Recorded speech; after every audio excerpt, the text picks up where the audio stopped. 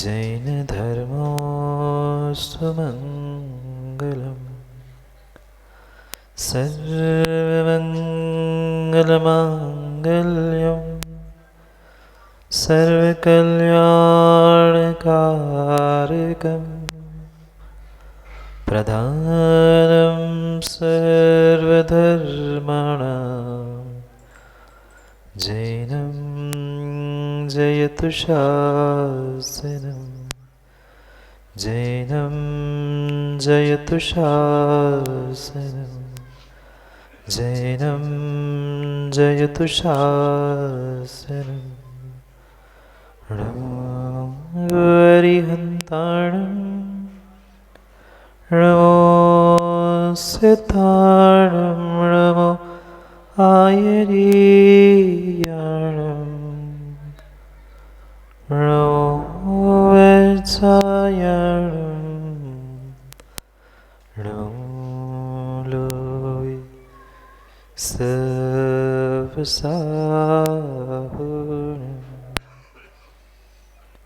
अनंत अनंत परम सिद्ध भगवान की 1008 श्री आदिनाथ भगवान की 1008 श्री वासपूज्य भगवान की परम पूज्य आचार्य भगवान कुंद कुंद स्वामी की परम पूज्य आचार्य भगवान पट्टाचार्य गुरुवर विशुद्ध सागर जी महाराज की सनातन जैन धर्म की भगवान के पंच कल्याणक महामहोत्सव की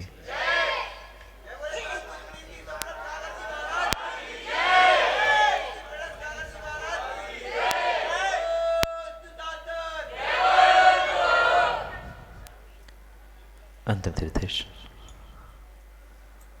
वर्धमान स्वामी के शासन में हमसे विराजते हैं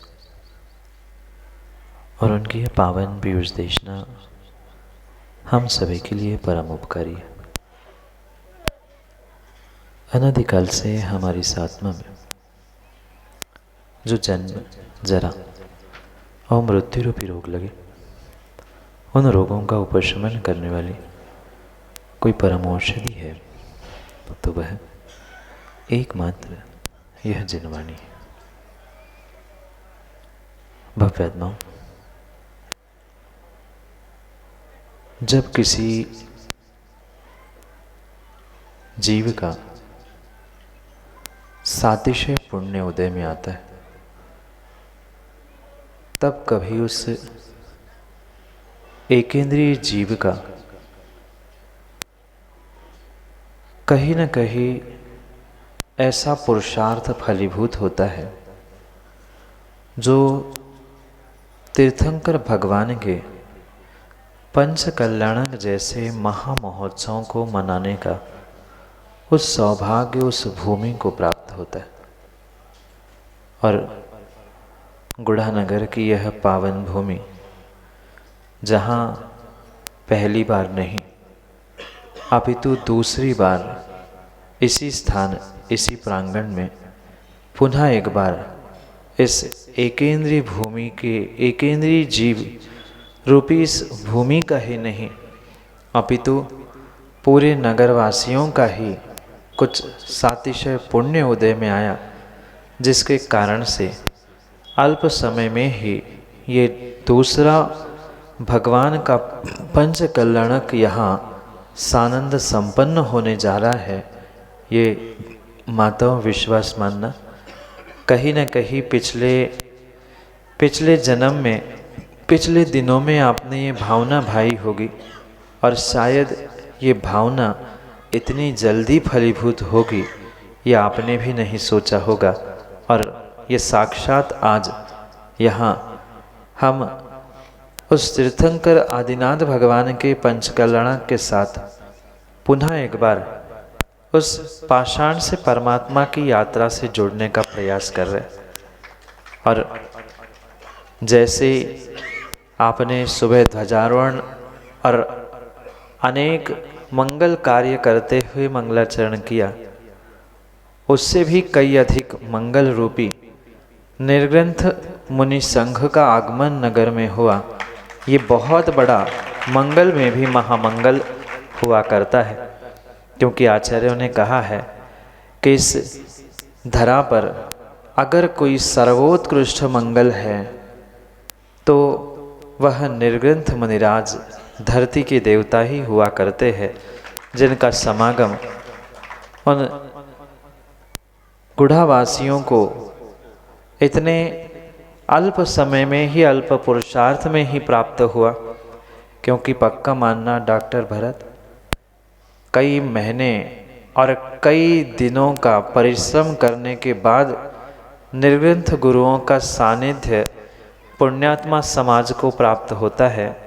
और गुड़ा वालों को तो अल्प पुरुषार्थ और कई बार तो बिना पुरुषार्थ के ही मुनि संघ का समागम ऐसा प्राप्त होता है कि उस समागम से वे भाव विभोर होते हुए अपने जीवन को, अपने आप को बदलने का वास्तव में पुरुषार्थ करते हैं।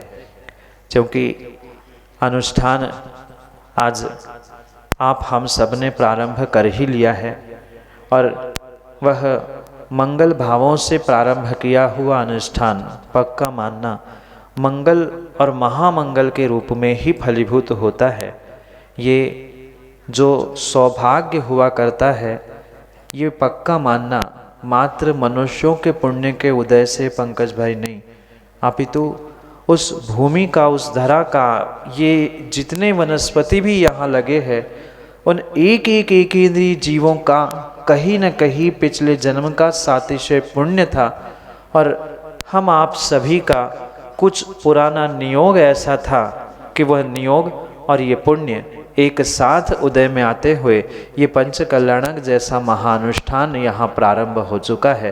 तो प्रारंभ तो हमने किया है और ये भी पक्का है कि आज गर्भ कल्याणक, जन्म तप आदि कल्याणक होगा, भगवान का मोक्ष होगा, पंच कल्याणक अनुष्ठान भी संपन्न होगा।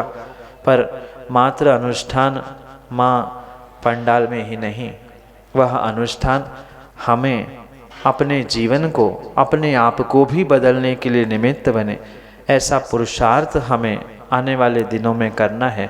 क्योंकि यूँ तो अनुष्ठान कई जगह देखे होंगे, कई जगह आप सहभागी भी हुए होंगे, पर पक्का मानना ये ऐसा अनुष्ठान हो कि जो आज तक हम दूसरे अनुष्ठान या दूसरों के अनुष्ठानों में सहभागी होते हैं, ये अनुष्ठान हमारे जीवन में नेताजी कितने सारे पंचकल्याणक कराए, बहुत सारे पंचकल्याणक और बहुत सारे अनुष्ठान करवाए। पर मेरी भावना तो यही है कि दूसरों के बहुत सारे अनुष्ठान हमने सहभागिता देते हुए संपन्न कराए।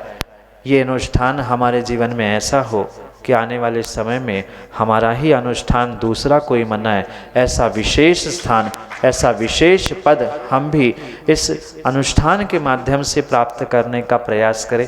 क्योंकि पंच कल्याणक आदि अनुष्ठानों में बनने वाले पात्र तो बहुत होते हैं, पर पात्र बनने से ही नहीं, पात्रता हमें अपने भावों की विशुद्धि से भी प्राप्त करने की आवश्यकता है।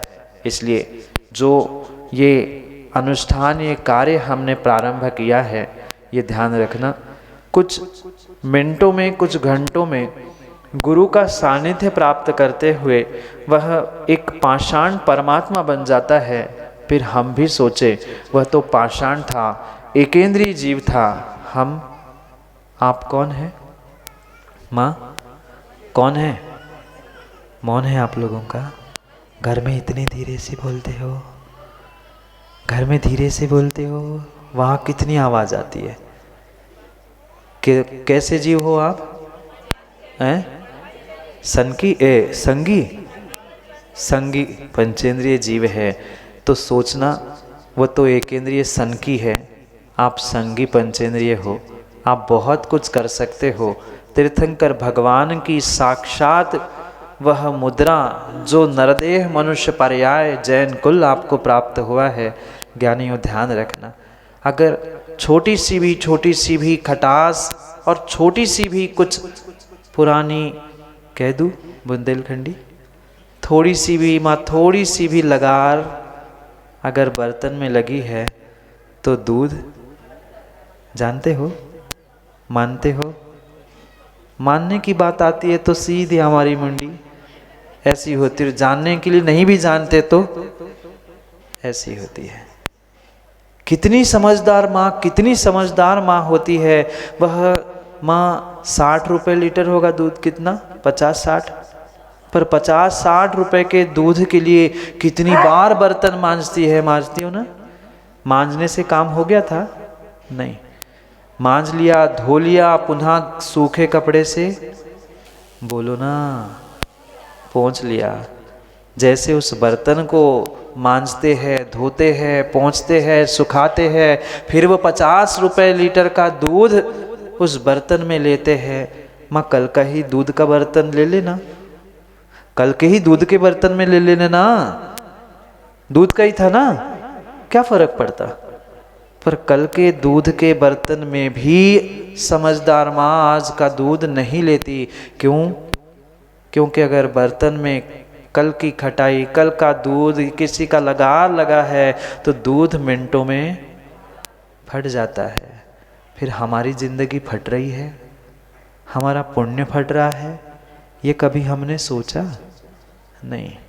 50-100 रुपए के दूध के लिए हम कितनी बार कितनी मेहनत करते, उस बर्तन को साफ करते हैं, मांजते हैं, सुखाते हैं। कभी ज्ञानियों अपने बर्तन को भी ऐसा मांज कर, सुखा कर, कभी जिनवाणी और इन अनुष्ठान जैसे पुण्यों को ग्रहण करने का प्रयास करो।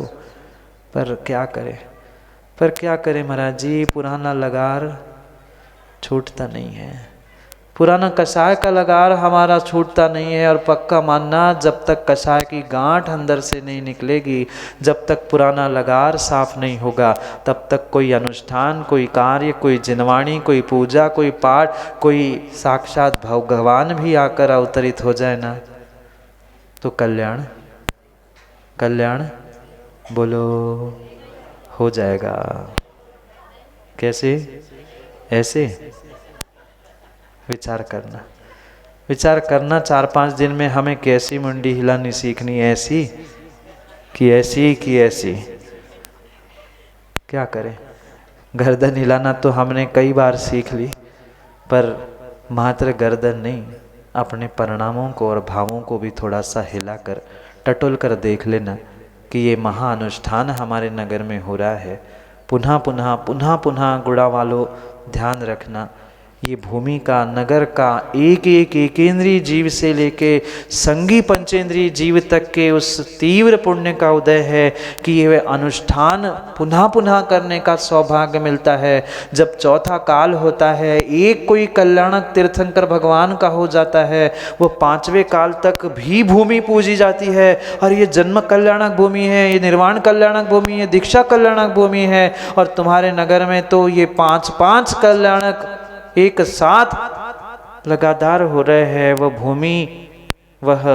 भूमि और वह जीव कितने पुण्यात्मा होते होंगे जिन्होंने ये कृतकारिता अनुमोदना से इन अनुष्ठानों का आनंद लेने का सौभाग्य प्राप्त किया है। ये सोच के विचार करके निर्णय कर लेना, क्योंकि सबका अंधों का क्या करे। अब अंधों की बिरिया हो गई, अंधों की बिरिया हो गई है बहुत सारों की। कुछ भोजन करके सुबह का ही 2:30 बजे गए, सो आए नहीं पाए हैं, और कुछ शाम की तैयारी में लग गए हैं शायद। सब तक खबर पंकज भाई पहुंचा देना। पेट का भोजन तो बहुत सारा हो गया। कभी अपने जीवन को खुशहाल करने के लिए ये जिनवाणी का भोजन भी हमें समय पे प्राप्त करना है, क्योंकि पुनः पुनः सच्चे देव शास्त्र गुरु का इस कदर सानिध्य मिले, पुनः वह तीर्थंकर की वाणी निर्ग्रंथों से सुनने को मिले, कोई भरोसा। विचार कर रहे, हाँ कहूँ कि ना कहूँ, सोच लेना। रात का समय और दिया, कल पुनः समय पर और भी बहुत सारी समय की बातों पर समझने के लिए समय पे मिलते हैं। पर ध्यान रखना, समय के लिए यानी जिनवाणी के लिए पूरा मिले। पंडित जी, क्रियाएं अपनी जगह पे होती रहेगी और ये ज्ञान यज्ञ भी समय पे होता रहे, ऐसा पुरुषार्थ करेंगे, क्योंकि समय पे किया गया काम समय को दिलाता है। बोली भगवान महावीर स्वामी की।